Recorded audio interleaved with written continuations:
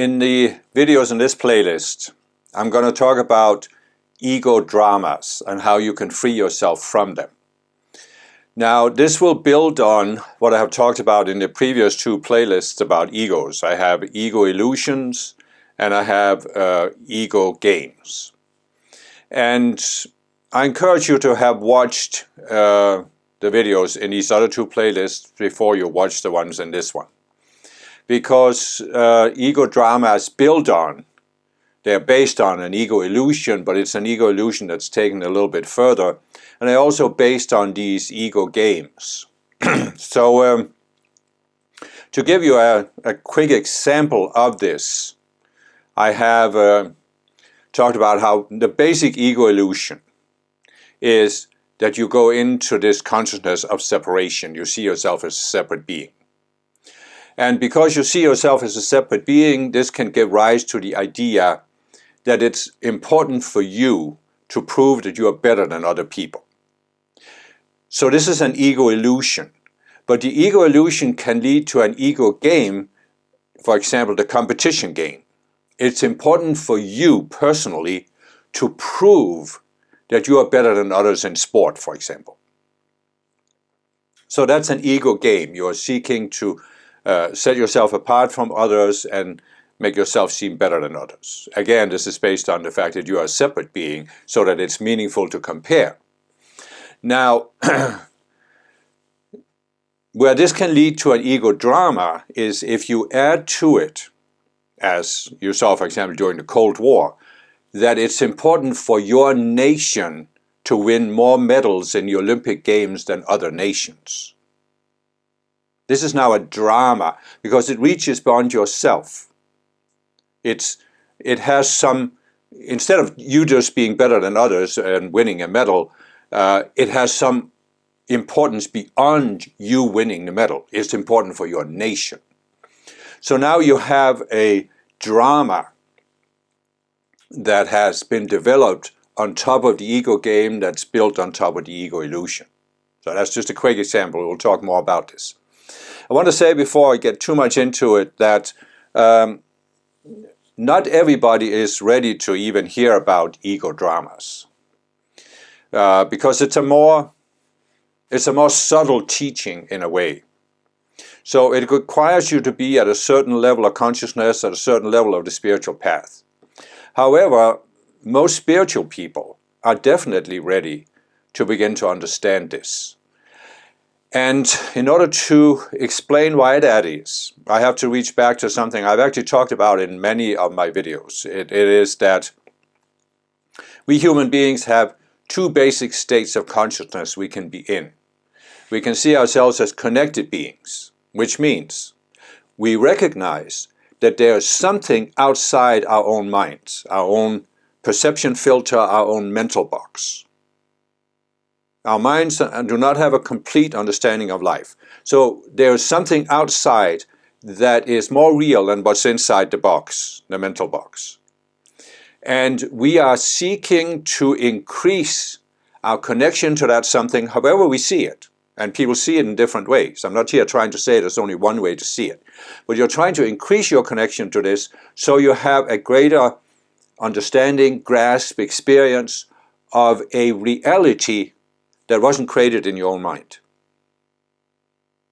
So that's the one state of mind. Now, the other state of mind is we can go into what I call the illusion of separation. We are a separate being. And in separation, we lose the connection, consciously at least, to something outside our own minds. So now we begin to think that our minds are closed systems, they are complete in themselves, and our minds, at least, maybe not our personal minds, but at least the minds of somebody, some authority figure, can be a philosopher, a political figure, a spiritual guru, whatever.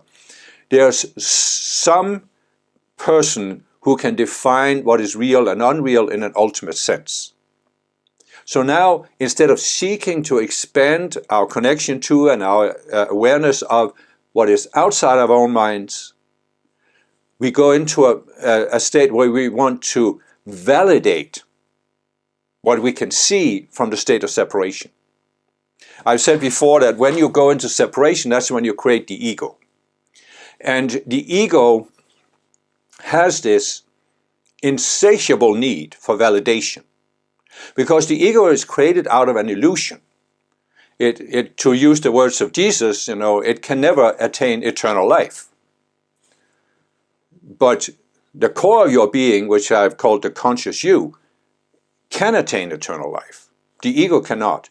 So the ego is trying to compensate for this by creating the impression that it's absolutely right in this world. And this is, of course, everything that the ego does is an illusion. So here's how this ties in with you have to be at a certain level of consciousness to grasp this about ego dramas. There are, the Ascended Masters have said, there are 10,000 people in embodiment right now who are very close to manifesting a higher state of consciousness. There are millions or more people who have the potential to manifest a high degree of this in this lifetime.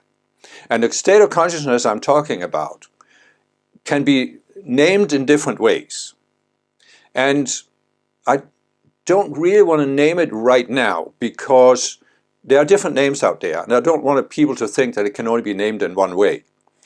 But let's just say that when you are aware that you are a connected being, when you gradually expand your sense of connection, there comes a point where you begin to be consciously aware of what you are connected to, because you experience what you're connected to. And what you're connected to is what we, in a neutral way, can call the one mind. The mind that is meant to unify. And the one mind has two ways it unifies. There's a vertical way, which is that through the one mind we can experience our oneness ultimately with the Creator, the one being that created our world of form, but also with our higher self, which resides in a spiritual realm, and also with the Ascended Masters who are assigned as our spiritual teachers. So, this is the vertical way. The horizontal way is, of course, that we can experience our oneness with other people instead of being divided against other people. And we can experience our oneness with nature, with the planet we are on, basically with anything we can experience oneness with. You can experience oneness with an object, but one of the most valuable things is oneness with your own physical body. So,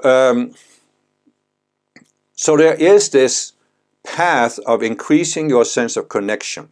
And we can call it the path of oneness, we can call it the path of spiritual growth, the spiritual path, we can call it the path of Christhood or the path of Buddhahood. We can even talk about it in terms of non-duality, attaining a non-dual state of awareness by overcoming the illusion that we are separate beings, because that illusion is based on the duality consciousness, as I explain in many of my videos on non-duality. So we can call it different ways, but let's just, for practical purposes for this video, let's call it the path of personal Christhood. And this path was actually what was demonstrated by Jesus, and that's why it's so tragic that Christianity has perverted this. They have perverted the role of Jesus and elevated him being the exception, the only Son of God, instead of being the example that all of us have the potential to follow. So what the Masters are saying is that in this age, 10,000 people are very close to manifesting personal Christhood. And they can manifest the fullness of Christhood in this lifetime. There are millions more that are close to manifesting a high degree of Christhood and can manifest that high degree in this lifetime by following the spiritual path. And as part of this path to Christhood, it's important to understand the ego dramas. Because you can't really get beyond a certain point on the path unless you begin to grasp this, the epic, the ego dramas, and especially the epic mindset that I have mentioned before. So, let's look at the ego dramas. Let's just take an example. There was an Olympic game in Berlin in, I'm pretty sure it was 1936. And in that game, the German delegation, the German athletes, it had been drilled into them that it was extremely important for them to win as many medals as possible to demonstrate the superiority of Germany. Because Germany had, under Hitler, developed this sense that they were the most advanced nation in the world. And so this was, in a sense, it was beyond the ego games of competing in sports. It was really, it had this element of a drama, because there was this competition between nations. But it was so important for the German nation to prove their superiority to other nations. And this was obviously a drama, and where did it start? Well, it started in the minds of Hitler, who saw himself as the most important person on the planet, and therefore it was important for him personally to prove the superiority of Germany and what he had done with Germany. But it was also many German people who had this, because if you look at history, Germany lost the First World War. They had a settlement called the Treaty of Versailles that actually restricted the German nation in the ways that many German people felt were unjust. So they felt they were put down, and they were now seeking to rise again. So many people had this need to feel national pride. It was basically a make Germany great again movement.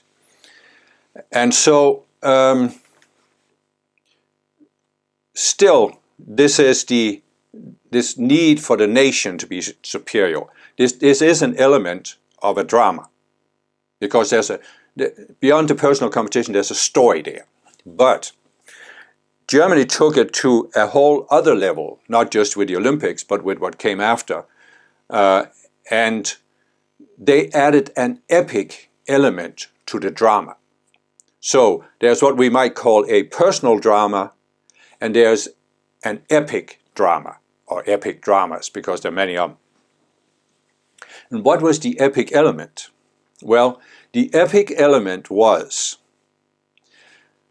that the Aryan race, which were the ones who made up Germany proper, the Aryan people, people like me, incidentally, blue hair and blonde eyes and pale skin.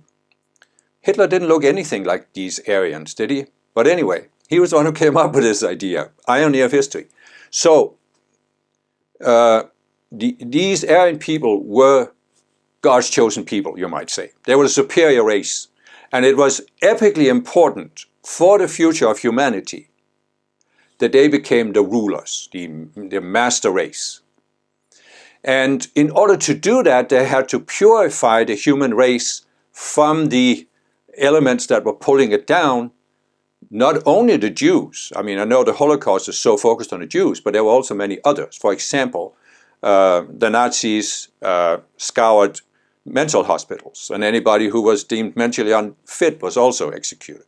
So you see here, there was the drama of Germany being superior to other nations, but then there was the epic quality that Germany was on this mission that had some ultimate importance for the fate of humanity. And I'm sure you can see there are other dramas like this throughout history. I mean, the Christian movement, for a very, very long time, it was epically important that Christianity became the dominant religion, because it was the one true religion. Islam, similar mindset. Communism, it was epically important that communism took over the world. Capitalism, it was epically important that capitalism took over the world. And you can see many versions of this. So, why is this important for spiritual people? What did I just say? I said there are 10,000 people who have the potential to reach personal Christhood, meaning a high degree of oneness. in this lifetime. There are millions more that can reach a high degree of this in this lifetime. Why is it so important that those people know about epic dramas? Because the epic dramas are the primary thing that can cause you to go into a detour that either delays your progress towards Christhood or aborts it completely for this lifetime. And throughout history, many spiritual people who were on the brink of breaking through have been pulled into the epic dramas, fighting for some epic cause. And that's why it's so important to understand this. Now, you also need to understand, in order to understand epic dramas, what I have talked about in several videos, including my video about how the world was created, that there are these beings who are rebelling against God's purpose for the universe, which is growth, and they are refusing to grow, they are refusing to transcend themselves. And they're stuck in what we can call the illusion of separation and the dualistic mindset, where they're always two opposites. So in other words, they have in their minds, they have defined an epic worldview. And the epic worldview that some of them have defined is that they are in opposition to God. And that God made a mistake by giving all of us free will, because this can cause all the murder and mayhem you see on the planet, and it can cause people to be lost. So this was a mistake on God's part, and they, these fallen beings, they have to correct God's mistake by, in some cases, proving God wrong by creating more and more disastrous consequences of free will. And some of these beings were behind Hitler and Hitler's entire movement to prove the superiority of the Aryan race. They weren't interested in the Aryan race. They didn't care about Hitler. He was a tool. The German people were a tool. The German nation was a tool. Their overall goal was just to create so much chaos, so much murder and mayhem, so much division, so much fighting on the planet, that in their minds this proved that God was wrong for giving people free will. And their argument is, their belief is, that they should be in charge of the universe. God should put them in charge of the universe. Therefore, they would force all of us to come into conformity so there wasn't a conflict and a murder and mayhem. Now, the flaw in this reasoning is, of course, that it's only by exercising our free will that we grow to the levels of Christhood. You could say that when you look at Earth, and I explained in my video about how the world was created, I explained there's more than just Earth. There's natural planets, there's ascended spheres. But if you look at Earth, what is the purpose of Earth? Earth is an educational environment, as I've said before. But the purpose is that we come to a point where we see that we have two ways of exercising our free will. We can exercise it as a connected being and seek to increase our connection, or we can exercise it as a separate being. When we go into separation, the only way to go into separation, go into the duality consciousness. In the duality consciousness, they are, as I explained in my playlist about non-duality, they're always two opposite polarities. Right and wrong, good and bad, the Aryans and the Jews, the communists and the capitalists, and so forth and so on. All these two polarities. This means that, as I said, the ego needs to compensate by proving itself right in an ultimate sense. But the only way it can do this is to take one dualistic polarity, elevate that to the status of being ultimately right. Christianity is the only true religion. But there will always be an opposite polarity that challenges this. Islam is the only true religion. Or materialism. All religions are false. So you see how there's this constant struggle when you go into separation. You have your free will right to go into separation. But the purpose of Earth as a learning environment, it's really the school of hard knocks, where we come to see the futility of exercising our free will as separate beings. And therefore we voluntarily and consciously choose to transcend the entire level of duality and begin to reach for the one mind, seek to unite with the one mind, with our higher selves, with the ascended masters, until we not only have transcended the duality consciousness, we can demonstrate that there's an alternative to it. And you see, in a sense, from a certain viewpoint, from the intellectual, linear, rational mind, you could say, oh, but this just sounds like another version of the epic struggle. And I have met Ascended Master students over the years, since I first heard about Ascended Master teachings back in the early 1980s, who had created out of Ascended Master teachings their version of the epic struggle, because they thought, we are here to fight the fallen beings and free the planet from them. And I've talked about in my avatar videos how there came a point where the Earth was in a self-destructive spiral because people had come into conformity. And the Ascended Masters saw that this would lead to the planet's self-destruction. So they allowed fallen beings to incarnate here in order to stir the pot, to break up the conformity. And this has led to an upward spiral. But at the same time as the fallen beings were allowed to embody here, we avatars were also allowed to embody here to hold the balance for this. And what we are meant to do as avatars is to reach personal Christhood, so we can demonstrate the alternative to the epic mindset, to the dualistic consciousness. And it sounds, from a certain perspective, like we are here to defeat the fallen beings and free the planet from the fallen beings. It sounds like an epic struggle. But it isn't, because it isn't based on duality.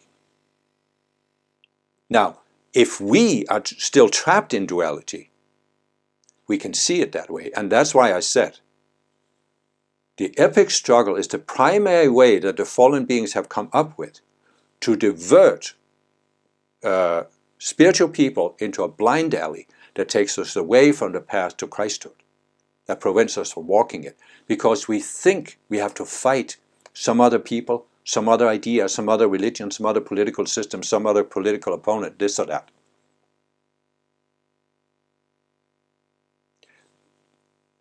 So it's really important, and I'm not saying that you can just make that switch instantly. At least I couldn't when I first heard about it. It took me some time to really process this. But it is really important to start thinking about this. The difference between an epic struggle that is created out of the duality consciousness, that's created out of illusion, and then the reality of raising the earth beyond the epic struggle. Because the biggest problem on earth, and what creates all of the conflicts and the suffering you see on earth, is the epic struggle.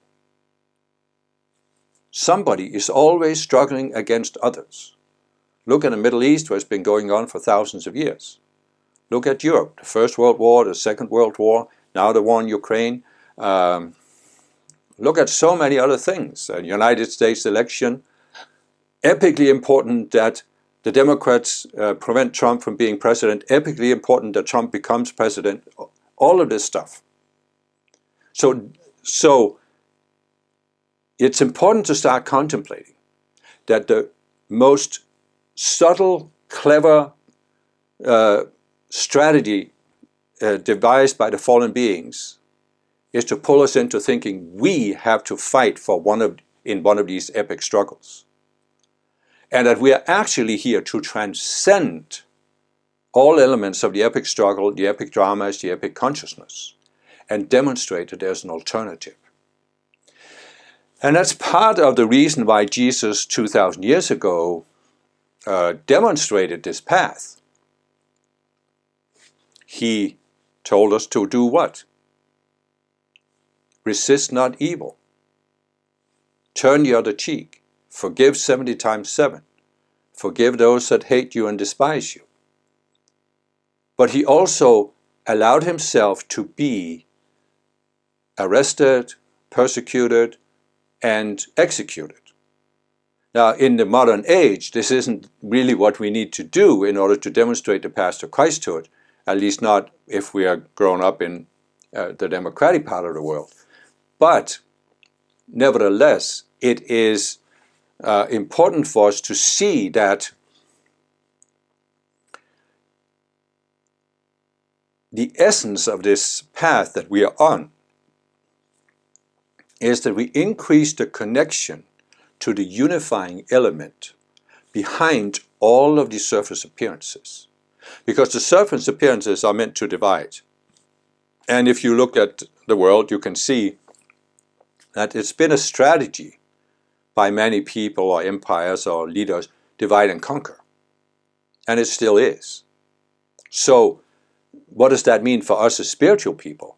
Well, on the outer it means there's a division in the world between that which is good and that which is bad, and we are so spiritual we should take the side of what is good. So this is a diversionary tactic there. But on the inner, it's a matter of dividing us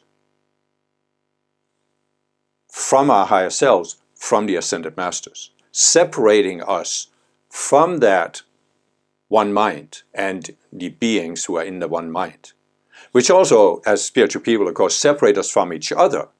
And if you look at spiritual movements, you can see that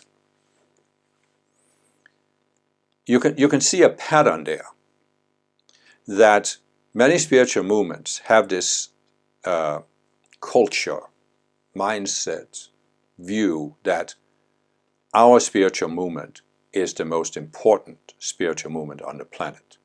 Because our spiritual guru is the highest, our teaching is the highest, and therefore we are the most advanced students. And therefore, when we deal with other spiritual students, they are lower than us, and therefore they should be converted to our movement. So you see, just by having that attitude, our spiritual movement is the superior one, and all other spiritual people, and ideally all people, should be converted to it. This is a version of the epic mindset. And this divides spiritual people up in all these little groups where they can't come together and cooperate on anything. Now, I'm not saying this is going to happen anytime soon, but I'm just saying this is what you begin to realize when you, on the one hand, begin to connect to the one mind, on the other hand, begin to understand the epic dramas, the ego dramas, and how they divert you from the true path. You remember Jesus talked about the broad way that leads to destruction, that most people are following the broad way. And the broad way is the way that is divided between two polar opposites. This is the way of duality. You are trying to take one dualistic polarity and make it the superior one. The narrow way that Jesus talked about is the path of seeing beyond this duality, seeing oneness. So let's just briefly talk about duality. The underlying lie behind the epic dramas is this. Something defined in this world. It can be an idea, a religion, a political system, a spiritual movement, whatever. Here's something in this world. This is the ultimate. And there is an epic struggle between this thing, which is good, and the opposite, which is bad. And this has ramifications, not only for humankind, not only for Earth, but for the entire universe, the fate of the universe, and for God's plan. You see what I said earlier? There are some fallen beings who think they know better than God. And this is built into many of these epic dramas, that we here on Earth, we can know better than God how the world should work.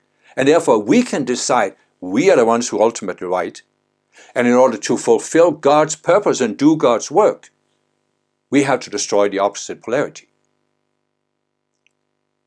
And implied in this, do you see that implied in this is we know better than God. We here on Earth, on this very low planet, very dense consciousness, with all the murder and mayhem going on, us in our group, we know the ultimate truth. But see, our ultimate truth is defined by taking one dualistic idea and making it superior to the opposite dualistic idea. We are defining ours is good, the opposite is bad. Do you see the inconsistency? I know it's subtle, it took me a while, but you begin to see the inconsistency here? You take one idea defined out of duality. You say, this is not dualistic, this is not relative. This is the absolute truth. This is the ultimate truth.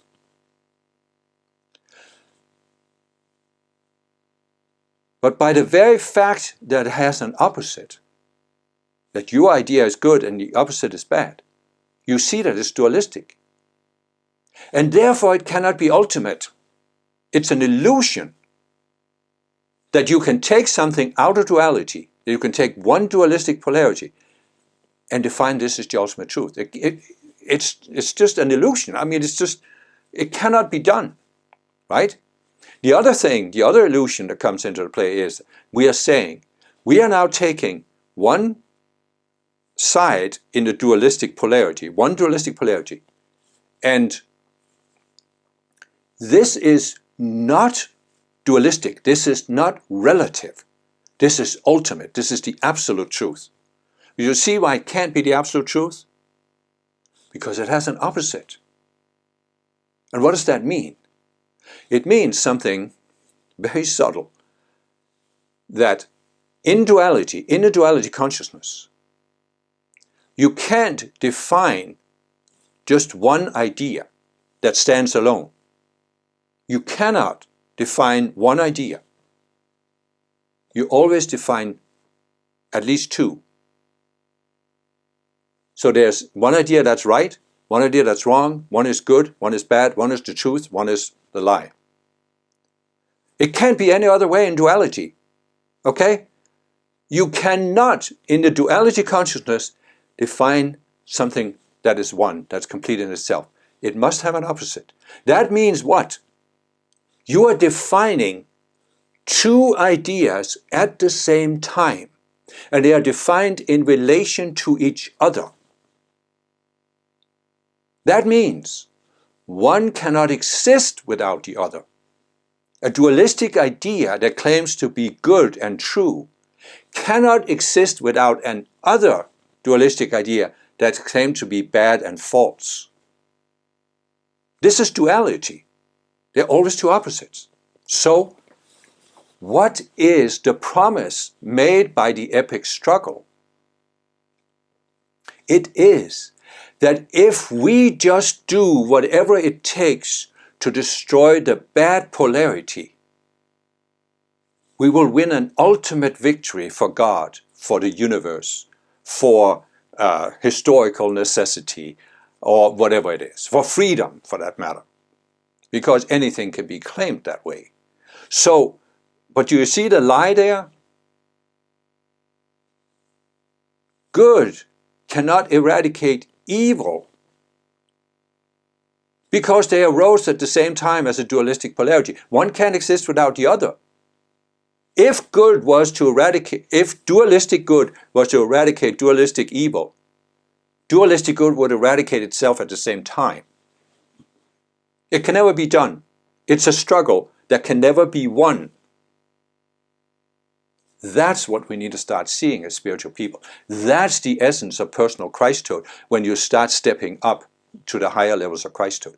And that's what Jesus tried to demonstrate with resist not evil. Don't fight it. We need to stop fighting it, turn the other cheek, and express our truth, the higher truth that is based on oneness, not duality. We need to demonstrate there's an alternative to the dualistic truth, the many dualistic truths that are out there. But in order to do this, it's not a matter of finding an outer teaching. Even the outer teaching that the Ascended Masters have given about the duality consciousness. It's a matter of following the inner process, as I've described, we overcome the subconscious selves that are based on duality and separation. And when we overcome a critical mass of them, we start increasing our intuition so that we are not understanding oneness intellectually. It's not a teaching we have accepted or adopted. It becomes an inner experience. You experience oneness. And this is the path to personal Christhood, or whatever you want to name it. It is where you have, you are in a dense physical body. You have a brain that affects how you look at life, but you also have these, as I've explained, the emotional body, the mental body, the identity body. And you have structures in those higher levels of the mind, the subconscious selves. And they are like filters that color the way you look at everything. But as you increase your intuition, as you walk the path of personal Christhood, you begin to have more of these experiences where the conscious you steps outside the outer personality. You still have an outer personality left. You don't have as many of these cells as you used when you started, but you still have some left. And as I've said, we, for that matter, have some as long as we're in embodiment. But you begin to, the conscious you becomes less and less identified with the contents of your outer mind. And it's easier and easier for the conscious you to step out and experience the one mind. And it's not that the one mind tells you, oh, this dualistic polarity is wrong and here's why, and the other one is right. No. The one mind simply helps you experience that there's something beyond all of the dualistic polarities, and that this something beyond is much more important than being right. Because one of the, you could say in a sense that, what's the underlying desire behind the epic dramas, all ego dramas? The ego wants to be right. The ego wants to be right. And I recognize in myself how for many, many years on the spiritual path, I was seeking validation. And this has something to do with avatars, as I explained in my playlist about avatar psychology, that we came to this planet to do something good. But we were ignored by the majority of the people. We were rejected and brutally put down by the fallen beings. And ever since then, we have attempted to validate ourselves and validate being here, that it was important. So I can see that for many years after I found the spiritual path, even after I found the Zen Master teachings, I was seeking to use the teachings to validate myself. Not just the ego, but validate myself. And it was just an impossible quest. And it was probably late 1990s, early 2000s, when I started seeing this. I started seeing it. And then in 2002, I had this experience that I've described where I actually saw the vanity of this. I don't think at the time I could have explained it as I've explained it here with the duality consciousness and the need to connect to the one mind. I'm not sure I could have explained it with those words, but I saw it. I saw that what I had been doing on the spiritual path was just vanity. It was impossible. It could never lead to anything. And I felt this release where I gave up this whole desire to validate myself. You use a spiritual teaching to validate myself. And that's when I was contacted by Jesus as an Ascended Master, and he showed me that that was something I could do for him and for the Ascended Masters. And I'm not saying this, I'm not bringing up the story to make myself special. I'm doing it to make myself an example because, as I said, the 10,000 people and millions more who can manifest a high degree of Christhood, every one of us, we have a unique spiritual mission and unique divine plan. We can do something for the Ascended Masters. But before we can begin that mission, we must reach that critical stage of personal Christhood, where we see the difference between seeking to validate the ego, validate ourselves through the duality consciousness, and the real way to validate ourselves, which is to attain oneness with the one mind. We must begin to see that difference. And we must come to a point where we see that what we have done so far on the spiritual path could not lead to the result we desire. There's nothing in this world that's going to validate us, make us feel that we have returned to wholeness, which I think is the underlying desire we have. As I said, we came here, we were exposed to this birth trauma, the cosmic birth trauma, that divided us within ourselves. We became a house divided against itself. And we have been seeking for wholeness, but the only way to achieve wholeness is through oneness. There's nothing in this world that will restore our wholeness. Only oneness with our higher self, with the ascended masters, will restore our wholeness. So this is what we need to see. And that's when we then become open to looking at the epic dramas, where we can begin to look at our lives and see, have we been pulled into some of these outer activities of proving something right on earth in the outer world, whatever it may be. I mean, I've seen spiritual people over the years got pulled into all kinds of things.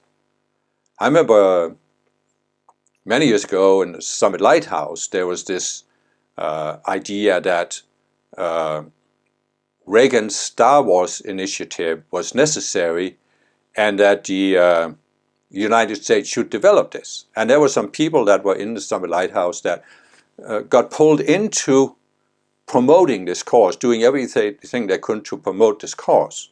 And again, I'm not saying, I'm not even talking about whether it was a right cause or not a right cause, or necessary or not necessary. I'm just saying something like this can divert you from your path to Christhood, because now you become attached to proving yourself right in the outer world. Instead of stepping back from this and saying, I don't need to prove anything in the outer world. I want to be one with God. I want to be right with God, right with the Christ mind. That's why Jesus said, what is that to thee? What are all these outer things to thee? Follow thou me towards oneness. I also saw people in Summit Lighthouse who became engaged in various political things. And again, this is a subtle thing, because I said, 10,000 people, millions more, we have as part of our divine plan, we manifest either full Christhood or high degree of Christhood. But this doesn't mean we're going to sit in a cave and meditate on God. It means we are actually, especially in the Aquarian age, as I've talked about, we go out and be active. We are part of society. However, what I'm trying to portray here is that there's a fundamental difference between going out and engaging in society based on the duality consciousness, the epic mindset, that you have to prove something right by proving something else wrong.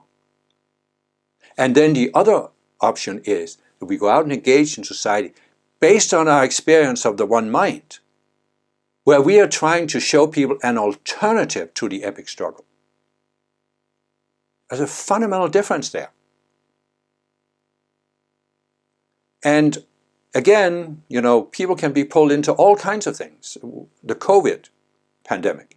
I saw people who had been long-time Ascended Master students become very attached to the whole vaccination, wearing masks, this or that.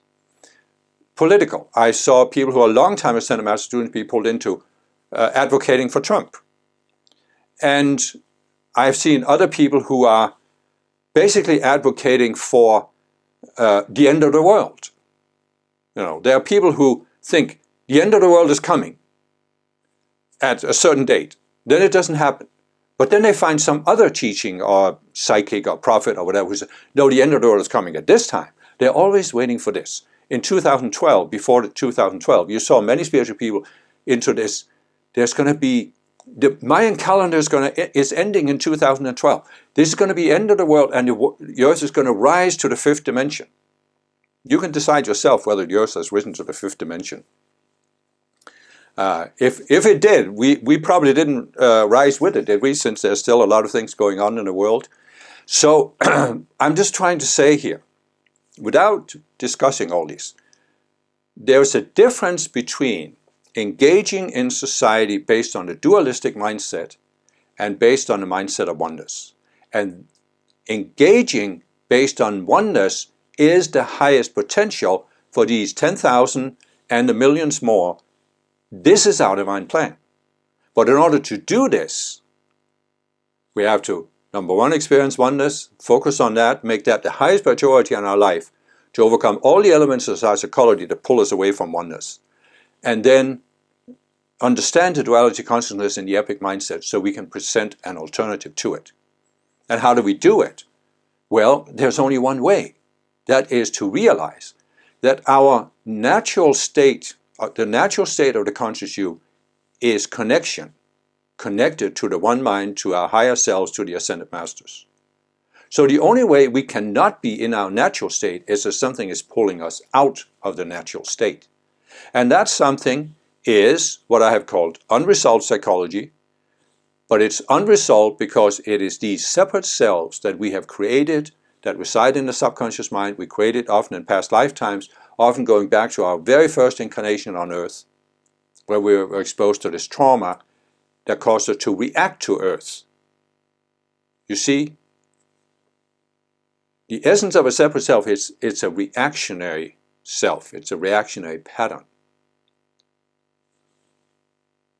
But when you are in Christhood, you realize, you experience, I am a spiritual being. I am the conscious you. Yes, I have an outer mind. In that outer mind are these separate selves that form a perception filter. When I go into a specific self, I see the world through that perception filter.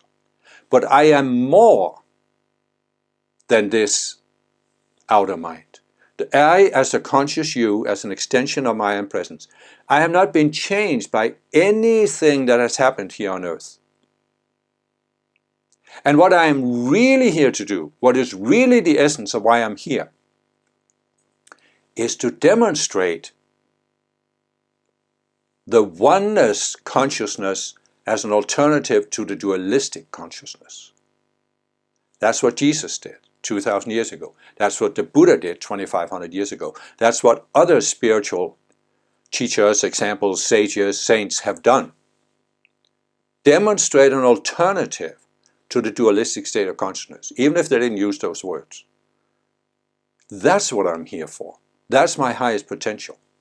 And I can achieve this because I am the conscious you, which is neutral or pure awareness. I am not the outer selves. And that's why when I come to see a self, see how it limits me, how it pulls me into duality, I can let the self die. But the cells are projecting at you, oh no, you have to change something in the outer world. You have to fix something in the outer world. You have to make one dualistic polarity win over another. There's always this pull out there. And even the spiritual path or ascended master teachings or other spiritual teachings can be used by the ego to create your own version of the epic drama.